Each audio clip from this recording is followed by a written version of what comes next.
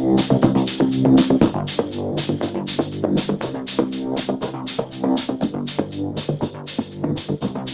Natéphiles sur le chapitre 3, donc j'aime enfin les mathématiques, la magie des mathématiques.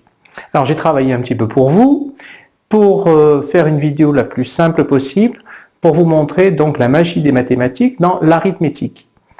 Alors l'arithmétique c'est quoi? C'est en fait les calculs. Donc on va partir de quelque chose de assez curieux. Si vous faites 1 plus 3, 1 plus 3 plus 5, 1 plus 3, 4, 4 plus 5, 9, 1 plus 3 plus 5 plus 7, 9 plus 7 est égal à 16. 9, 16, pour l'instant cela ne vous dit rien. Continuons donc le rang d'après. Donc vous voyez, nous sommes en train de faire la somme des nombres impairs consécutifs. Donc consécutifs, pourquoi? Parce qu'ils se suivent dans les nombres impairs. Hein. Donc 1 plus 3 plus 5 plus 7, donc le nombre impair après 7, il y a 9. Donc 1 plus 3 plus 5 plus 7 plus 9, 16 plus 9, 25. Vous ne remarquez rien? 9, 16, 25. Et pour le premier terme, alors là ici, 1 plus 3 pour le premier coup, 1 plus 3 plus 5, 1 plus 3, 1 plus 3, cela fait 1 plus 3, cela fait 4. 4, 9, 16, 25, toujours rien. 4, c'est pourtant 2 fois 2, c'est 2 au carré. 9, c'est 3 fois 3, 3 au carré. 16, c'est 4 fois 4, 4 au carré. Et 25, c'est 5 fois 5, 5 au carré.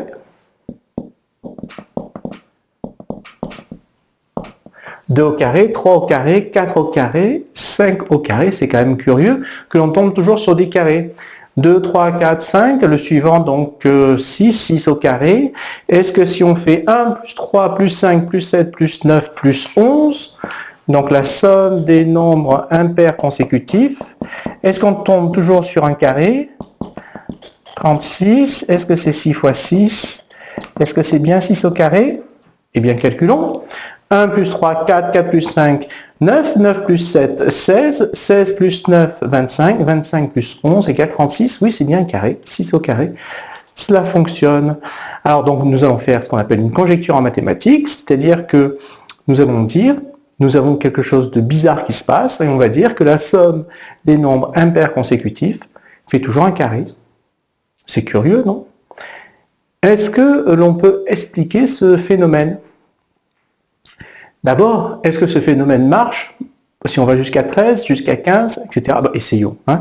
Donc 1 plus 3, plus 5, plus 7, plus 9, plus 13, plus 11, plus 13, 36 plus 13, 49. 49, vous savez dans quelle table est 49? Oui, 49, c'est 7 fois 7. 7 fois 7, 7 au carré. Génial!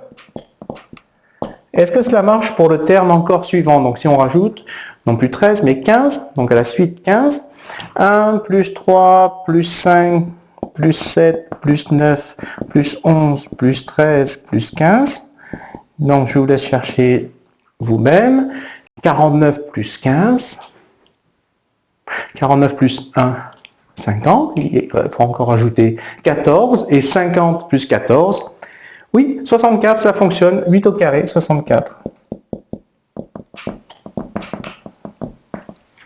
Donc, nous conjecturons, alors conjecturer c'est avoir une supposition, que quand on fait la somme des nombres impairs consécutifs, on tombe toujours sur un carré. Est-ce qu'on peut expliquer ce phénomène? Alors certains essaieront de passer par des équations. Quand on a une petite interrogation en mathématiques, on a souvent tendance à essayer de passer par des équations. D'autres vont essayer de grouper les termes ensemble pour voir s'il y a des simplifications. En réalité, la démonstration donc, que je vais vous proposer au tableau est extrêmement simple et elle est géométrique. Alors c'est paradoxal parce qu'en général, l'arithmétique vient résoudre les problèmes de géométrie. Alors que là, au contraire, c'est la géométrie qui vient soulager donc l'arithmétique. Vous allez voir que la démonstration est facile à comprendre et très rapide. Donc, un petit peu d'attention. Lorsque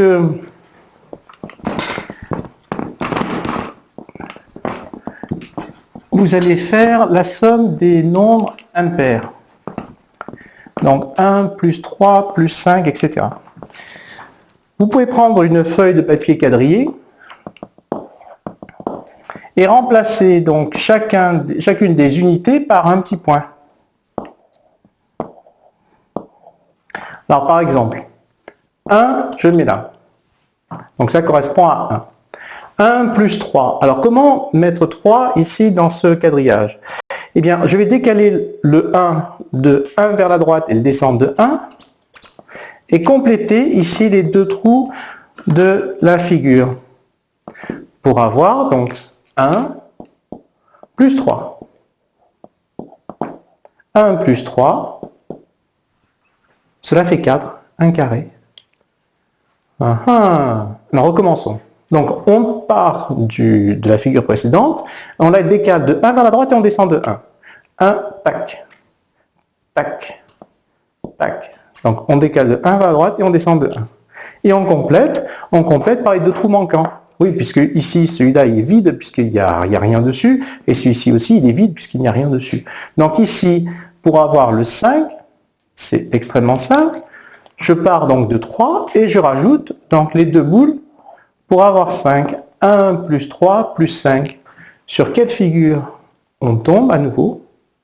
Sur un carré. Il n'est pas étonnant donc de trouver toujours que la somme des nombres impairs est toujours un carré. Essayons encore un coup.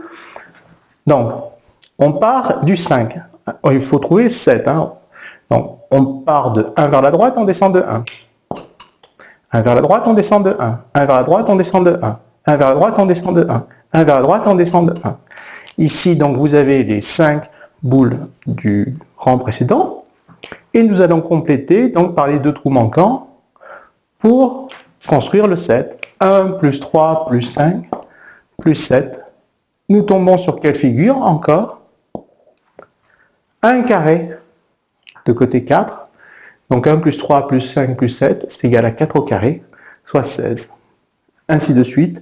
Vous pouvez essayer donc chez vous tranquillement, plus 9, plus 11, plus 13, etc. Chaque fois, vous allez tomber sur des carrés.